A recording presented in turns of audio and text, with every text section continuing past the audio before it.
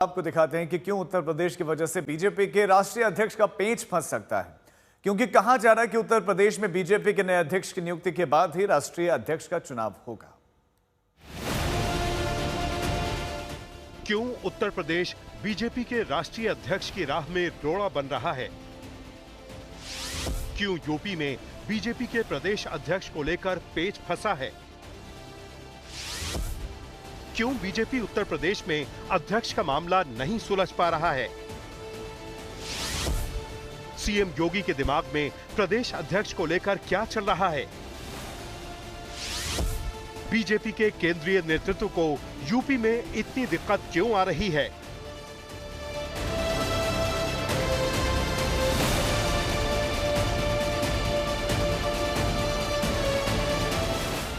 BJP में इस वक्त राष्ट्रीय अध्यक्ष के चुनाव को लेकर जो असमंजस की स्थिति बनी हुई है, उसके पीछे उत्तर प्रदेश में नए प्रदेश अध्यक्ष के चुनाव में फंस रहा पेच एक बड़ी वजह मानी जा रही है। जब तक उत्तर प्रदेश और कुछ अन्य राज्यों में नए प्रदेश अध्यक्ष की घोषणा नहीं हो जाती, तब तक राष्ट्रीय अध्यक्ष की ताजपोशी भी टलती नजर आ रही है। हालांकि बीजेपी के कुछ जानकारों का मानना है कि राष्ट्रीय और प्रदेश अध्यक्ष के चुनावों को जोड़कर नहीं देखा जाना चाहिए, दोनों प्रक्रियाएं अलग अलग हैं। बावजूद इसके उत्तर प्रदेश को लेकर पार्टी की अतिरिक्त सतर्कता साफ दिखाई दे रही है। 2024 के लोकसभा चुनाव के बाद से ही पार्टी ऐसा कोई भी कदम नहीं उठाना चाहती जिससे 2027 के विधानसभा चुनाव में गलत संदेश जाए। सूत्रों की माने तो उत्तर प्रदेश में प्रदेश अध्यक्ष के लिए रक्षा मंत्री राजनाथ सिंह और मुख्यमंत्री योगी आदित्यनाथ प्रदेश अध्यक्ष के संभावित नामों पर चर्चा कर चुके हैं। यही नहीं, कई दलित और ओबीसी चेहरों को लेकर संगठन से सुझाव भी मांगे गए हैं। लेकिन आखिरी फैसला अमित शाह और प्रधानमंत्री मोदी को ही लेना है। यूपी के प्रदेश अध्यक्ष के लिए जिन ओबीसी चेहरों पर चर्चा हुई है, उनमें पहला नाम पशुधन मंत्री धर्मपाल सिंह और दूसरा नाम बीएल वर्मा का है, जो केंद्रीय मंत्री हैं। ये दोनों लोध बिरादरी से आते हैं। ओबीसी चेहरों में पूर्व केंद्रीय मंत्री साध्वी निरंजन ज्योति और राज्यसभा सांसद बाबूराम निषाद के नाम पर भी चर्चा चल रही है। इसके अलावा योगी आदित्यनाथ की पसंद के तौर पर दो नाम सामने हैं, जिनमें जल शक्ति मंत्री और पूर्व प्रदेश अध्यक्ष स्वतंत्र देव सिंह, जो ओबीसी हैं और कुर्मी समाज से हैं, और दूसरे ब्राह्मण चेहरे के रूप में दिनेश शर्मा बताए जा रहे हैं। जबकि दलित समाज से पूर्व केंद्रीय मंत्री रामशंकर कठेरिया, जो केंद्र में पार्टी महासचिव रह चुके हैं, उनके साथ साथ विद्यासागर सोनकर और विनोद सोनकर के नाम पर चर्चा हुई है। दिल्ली से हिमांशु मिश्रा के साथ कुमार अभिषेक, लखनऊ, आज तक। आपने देखा कि कैसे उत्तर प्रदेश में प्रदेशाध्यक्ष के लिए तगड़ा पेंच फंसा है, और अब आपको दिखाते हैं कि कैसे बीजेपी के राष्ट्रीय अध्यक्ष के लिए बाकी राज्यों में संगठन के चुनावों की प्रक्रिया को तेज किया गया है। उम्मीद है कि अगले 3 दिनों में 9 राज्यों को प्रदेशाध्यक्ष मिल जाएगा। क्या बीजेपी के लिए प्रदेश अध्यक्ष चुनना इतना मुश्किल हो गया है?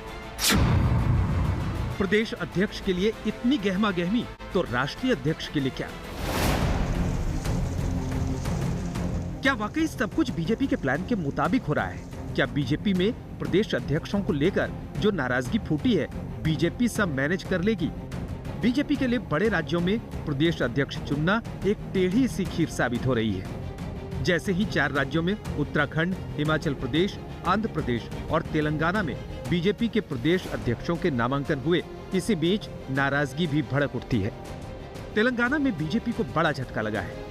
गोशा महल के विधायक टी राजा सिंह ने बीजेपी से इस्तीफा दे दिया है। बताया जा रहा है कि टी राजा सिंह तेलंगाना बीजेपी अध्यक्ष पद का चुनाव लड़ना चाहते थे।